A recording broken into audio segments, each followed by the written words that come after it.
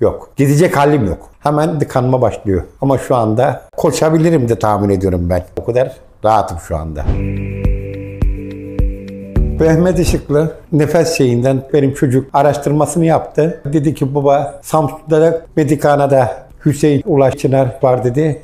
Onunla bir görüşmeni isterim. Bizzat karşısına çıktım. Böyle bir sıkıntılarım var diye. Hastamız Mehmet Bey, nefes darlığı, öksürük, balgam ve yürümekle artan ciddi nefes darlığı şikayetiyle bize başvurdu.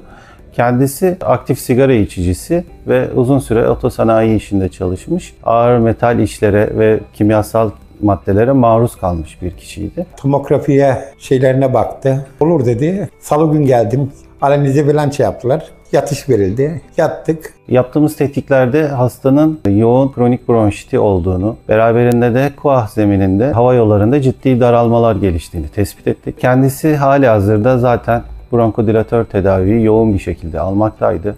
Ancak bir süre sonra bu tedaviden yeteri kadar fayda görmediğini, gün geçtikçe de şikayetlerinin giderek arttığını bize bildirdi. Biz de klasik rutin tedaviler dışında güncel tedavi yöntemi olan koah balon tedavisi, halk arasında bilinen ismiyle bronşiyal dezobstrüksiyon işlemini kendisine önerdik. Hastanın yaklaşık bir gün önce hastane yatışı, ertesi gün işlemi ve bir gün sonra taburculuğu planlanmak üzere 3 gün içerisinde sorununun büyük bir kısmını çözmüş olduk. İşlem öncesi yaptığımız solunum fonksiyon testleriyle hemen sonrası ertesi gün yaptığımız solunum fonksiyon testleri arasında yaklaşık %25-30 düzeyinde bir solunum kapasitesinde iyileşmeyi de dokümente ettik. Şu anda çok rahatladım.